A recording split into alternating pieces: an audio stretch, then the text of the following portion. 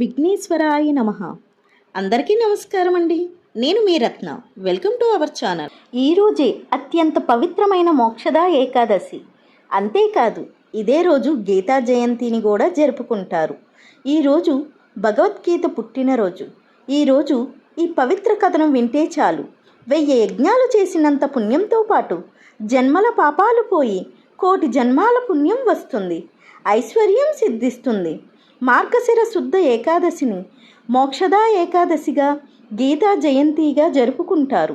ఒక్కసారి పాండవగ్రజుడైన ధర్మరాజు శ్రీకృష్ణునితో ఇలా అంటాడు: కేశవ, మార్గశిర మాసంలో శుద్ధ ఏకాదశి గురించి వివరించమని ప్రార్థిస్తాడు.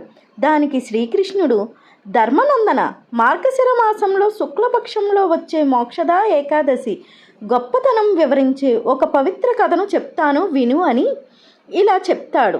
పూర్వకాలంలో అత్యంత రమణీయమైన గోకులం అనే నగరం ఉండేది. దానిని వైకానసుడు అనే రాజు పరిపాలిస్తూ ఉండేవాడు. తన రాజ్యంలో ప్రజలను తన కన్న బిడ్డలోలే చూసేవాడు. తన రాజ్యంలో సకల విద్యలు నేర్చుకునే పండితులు ఉన్నారు. ఒకరోజు రాత్రి మహారాజుకి ఒక కల వచ్చింది. ఆ కలలో తన తండ్రి నరకంలో పడి రోదిస్తున్నట్లు వచ్చింది. తర్వాత మెలకువ వచ్చి కలలో కనిపించిన దృశ్యం చూసి చాలా బాధపడ్డాడు. ఆ మరుసటి రోజు తన రాజ్యసభలో వేద విద్వాంసులను రప్పించి వారికి తన కల గురించి ఇలా చెప్పాడు: నాకు రాత్రి కలలో నా తండ్రి కనిపించి నరకంలో పడి రోదిస్తున్నట్లు చూశాను. అతను నన్ను చూసి, కుమారా, ఈ నరకంలో బాధలు పడలేక ఉన్నాను, నన్ను ఈ నరకం నుండి విముక్తిని చెయ్యి అని బ్రతిమలాడాడు. అది చూసిన నా హృదయం చెలించిపోయింది. ఆ కల వచ్చినప్పటి నుండి నా మనసుకు ప్రశాంతత కరువయ్యింది. ఇంత రాజ్యం, ఏనుగులు, గుర్రాలు, రథాలు, భార్య, బిడ్డలు ఉన్న ఇంత ధనం ఉన్న ఆనందం కలగటం లేదు. కాబట్టి ఏదైనా గ్రంథం చూసి నా తండ్రి నరకం నుండి విముక్తుడయ్యి మోక్షం పొందే సలహా ఇవ్వమంటాడు. దానికి బ్రాహ్మణులు, మహారాజా, మన నగరానికి దగ్గరలో ఉన్న అరణ్యంలో పర్వతుడు అనే ముని ఆశ్రమం ఉంది. అక్కడికి వెళ్ళి ఆ మహామునిని అడిగితే ఉపాయం చెప్తాడు. ఆయన భూత భవిష్యత్ వర్తమాన కాలాలు తెలిసిన మహాజ్ఞాని అని చెప్తారు. తర్వాత రోజు మహారాజు ఆ అటవీ ప్రాంతానికి వెళ్ళాడు. ఆ విధంగా పర్వత మునీంద్రుని దగ్గరికి వెళ్ళి సాష్టాంగ నమస్కారం చేశాడు. అంతటా మునీంద్రుడు కుశల ప్రశ్నలు అడిగి నీ బాధకు కారణం ఏమిటి అని అడిగాడు. దానికి జరిగినదంతా మునీంద్రునికి చెప్పి, మునీంద్ర, మీరు సర్వసమర్థులు, నా తండ్రి నరక బాధల నుండి తప్పించే ఉపాయం ఉపదేశించమని వేడుకుంటాడు. ఆ మాటలు విన్న మునేంద్రుడు తన దివ్య దృష్టితో జరిగింది తెలుసుకొని, మహారాజా, నీ తండ్రికి పూర్వజన్మలో 2 భార్యలు ఉన్నారు. వారిద్దరిని సమానంగా ప్రేమించకుండా కేవలం ఒకే భార్యను ప్రేమించి 2వ భార్యను బాధ పెట్టాడు. దానికే నీ తండ్రి ఈ నరక బాధలు అనుభవిస్తున్నాడు అని చెప్తాడు.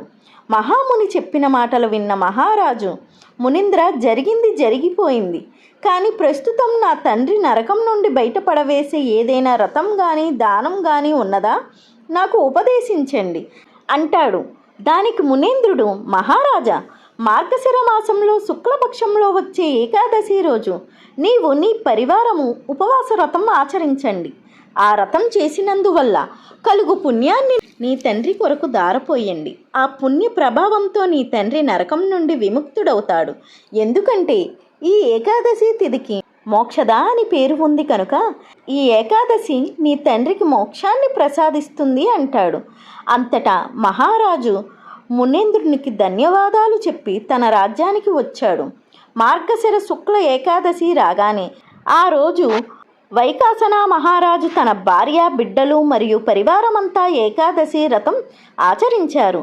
ఆ పుణ్యాన్ని తండ్రికి దారపోశారు.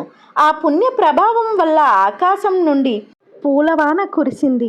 తన తండ్రిని దేవతాగణంలో వచ్చి స్వర్గానికి తీసుకువెళ్ళారు. తన తండ్రి స్వర్గానికి వెళుతూ భూమి మీద ఉన్న కుమారునితో, నాయనా, కుమారా, నీకు ఎల్లప్పుడూ శుభం కలుగునుగాక అని ఆశీర్వదిస్తూ వెళ్ళాడు.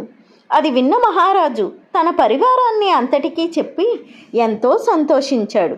కాబట్టి మోక్షద అనే పేరు గల ఏకాదశి వ్రతాన్ని ఆచరిస్తే వారి పాపాలన్నీ నశిస్తాయి. మరణించిన తర్వాత వారు మోక్షాన్ని పొందుతారు. కాబట్టి ధర్మరాజా, ఈ కథను విన్నంతనే జన్మల పాపాలు పోతాయి, ఐశ్వర్యం సిద్ధిస్తుందని శ్రీకృష్ణుడు చెప్తాడు.